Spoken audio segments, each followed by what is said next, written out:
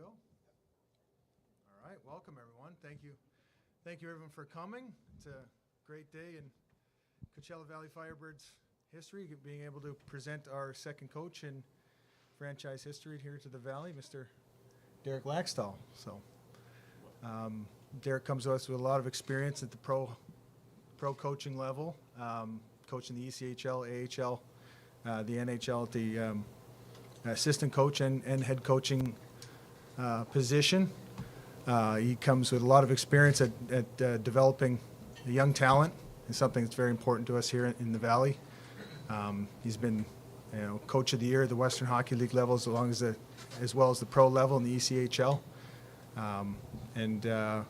We're also very excited to have him here. He's a quality individual, and it's something that's important to us. He's something that will be very important that he's able to represent our team and our Valley at the highest level. So thank you. And Darryl, Peter.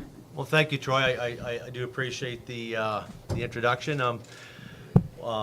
We got in on Monday night, my wife and I, and we got into the Valley. I've never been to Palm Springs. My wife's been to Palm Springs, and what we've seen from it so far, it looks like an awesome place to set up shop or become a part of the community over the next few years.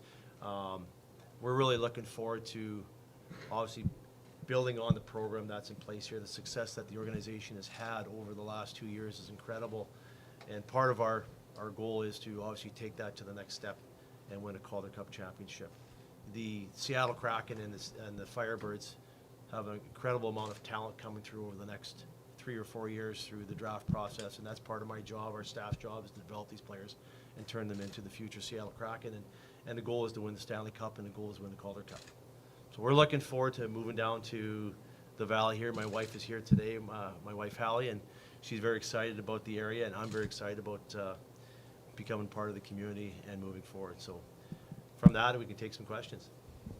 I'll start with this. Coach, welcome. Obviously, we had a chance to kind of greet virtually some weeks back, but now welcome in person. You just referenced you've been here for less than 48 hours, but your initial impressions of the desert as a whole since you've been here and Acrisure Arena? Well, two things. It's very hot. I understand that the weather will change going into September, which is obviously turning into hockey weather. We're looking forward to training camp starting September 10th with the rookies in Ontario moving forward.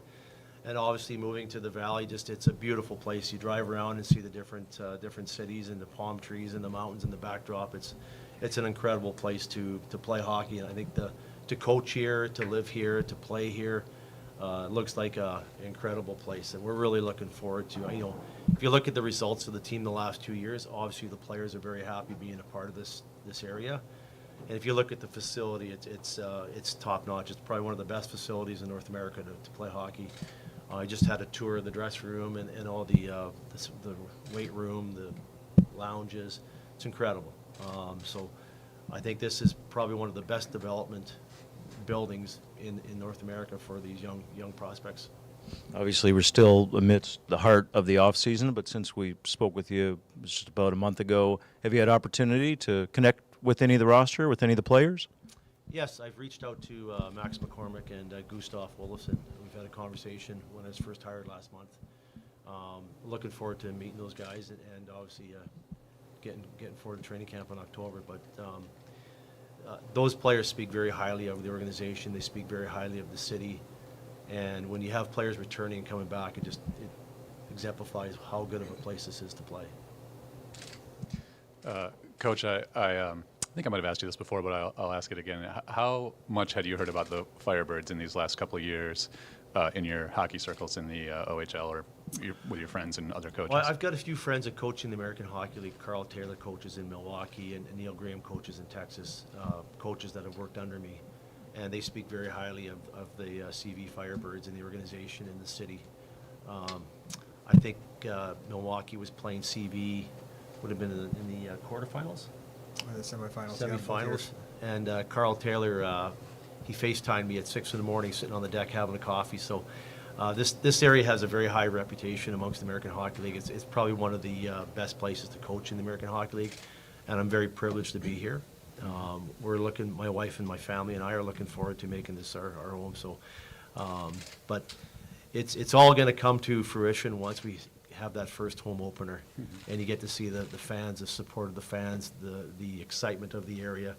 You know, going to the Calder Cup Finals 2 years in a row, there's high expectations, and part of our goal as a coaching staff is to take this next wave of future Seattle Kraken and try and develop them. And you know, you have a development model and you have a winning model that you have high expectations. And kind of the same question Judd asked, but about the assistant coaches. Have you had a chance to interact with them much, or sort of powwow about you know, how you want to move forward? That's a great question. We just hired a new assistant coach, Brendan Sani, who was a very highly sought after coach from the Western Hockey League, younger coach, has got a great track record with developing players and working with younger players. And we've had a few Zoom calls as a staff so far, and we will continue going forward. We're just getting set up right now with our computers and our sports coach software, and so we can start working on some systems and putting training camp together. Had dinner last night with Stu Bickle, and you know, I'm really happy with the staff. You know, going forward, we hired a new video coach, Peter Tom, who's going to be an excellent addition to our staff. So there's been a little bit of change over this year, and with the change, it's going to allow for some new excitement, new energy in our office. Thank you. Hey, Coach, welcome to the Valley. Tim O'Brien with NBC. What's that one thing you're looking forward to the most, whether it be the community, the fans, the program here? What is that one thing that really caught your attention? Well, I think you kind of hit the nail on the head. I think the whole area. I think the combination of the community, the fans, the organization, the building, it all comes under one roof. It's just an incredible place to be a part of, and very privileged to be here. But the proof's going to come in the pudding, right? We're going to put that product on the ice. You know, we're looking forward to just, you know, getting that first game under our belt, getting that first 10 games, getting that first half of the season, and just kind of taking this to the next step. Coach, welcome. First, I got to ask Troy, can you tell us a little bit about the process of bringing Derek into the Firebirds and how that went?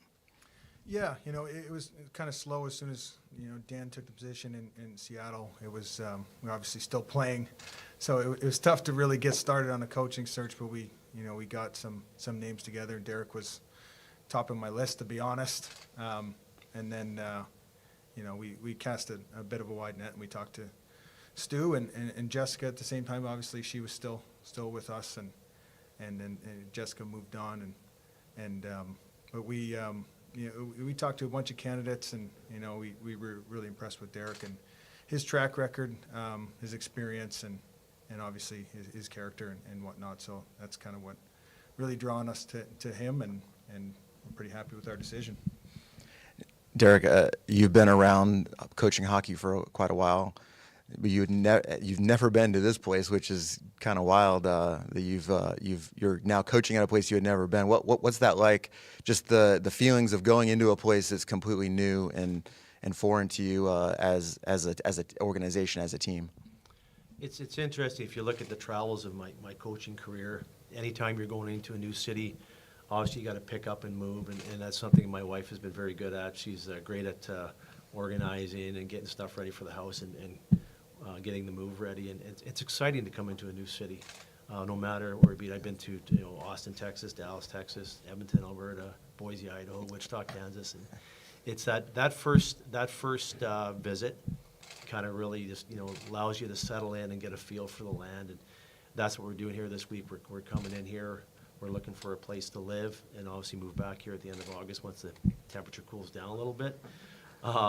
But it's exciting because it's it's Palm Springs, right? It's desert palms.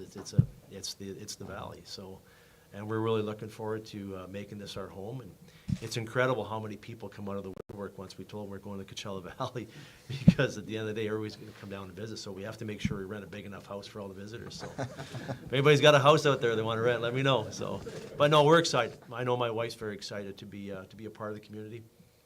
She does a lot of volunteer work with equine therapy, so she's really looking forward to getting to know the people of the area.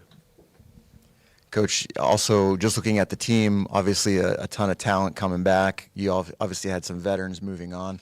You're known as a developmental guy, a guy who can develop players. You're going to have the opportunity with a lot of young guys this year, but you also talked about going back to the Calder Cup Finals. Can you tell us how you balance, just developing players while also playing veteran guys who can help you win?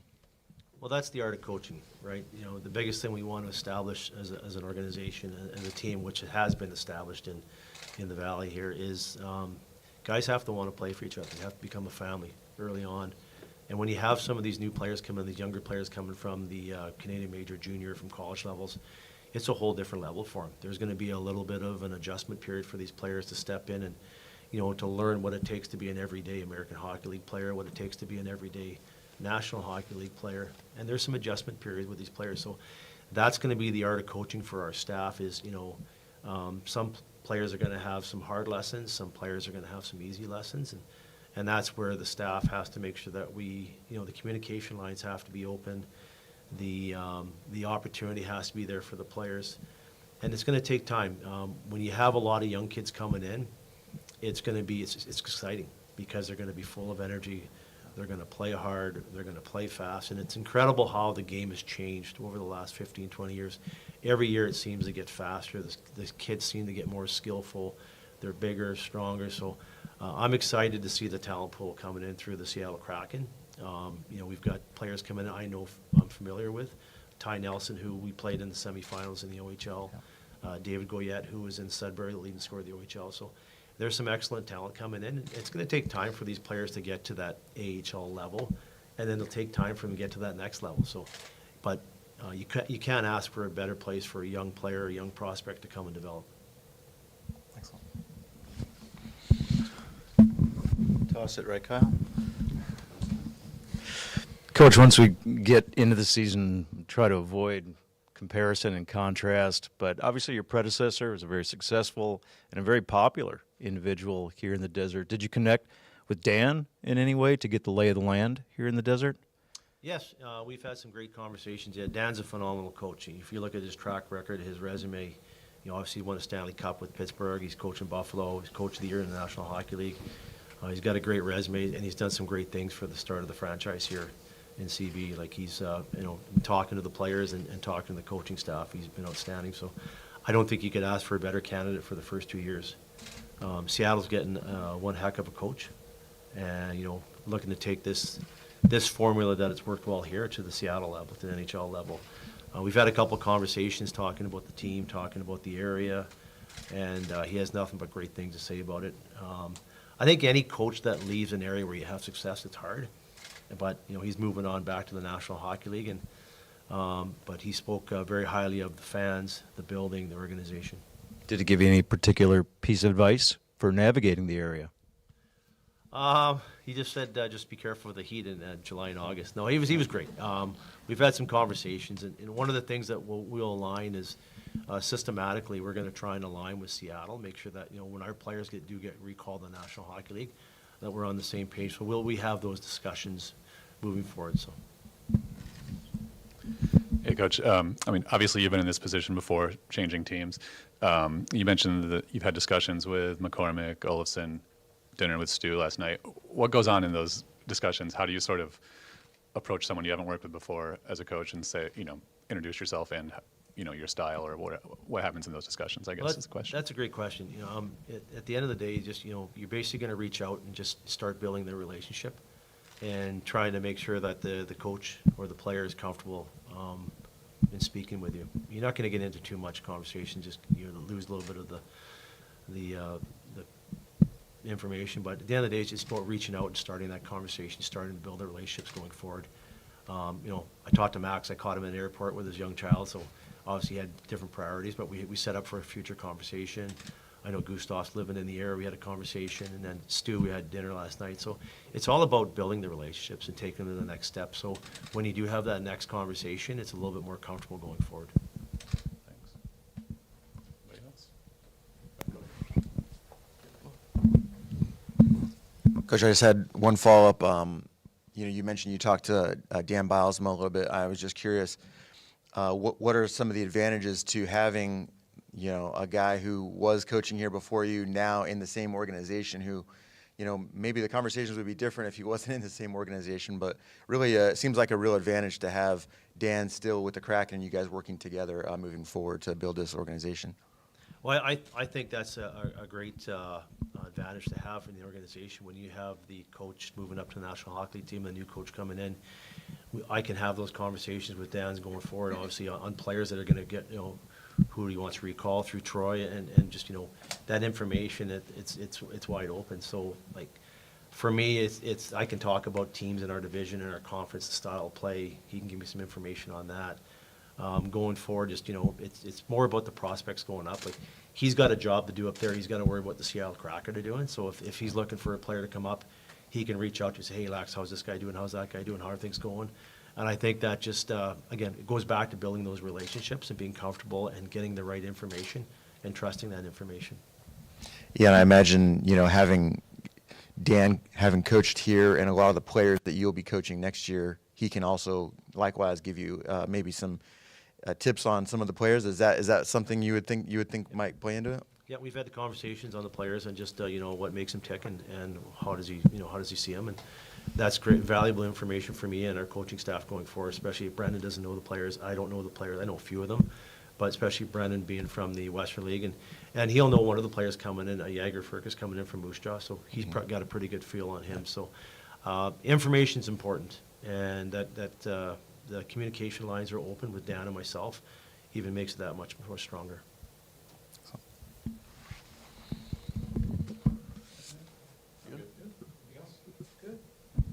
Well, thanks, everyone. I appreciate it. I'm looking forward to working with everybody in the Valley here and moving forward, and we're looking forward to the start of the season.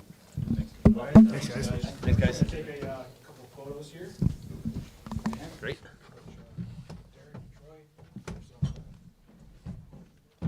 Beautiful Derek Laxdal jersey. Awesome. Number 24. Number 24. 24 for the year. All right.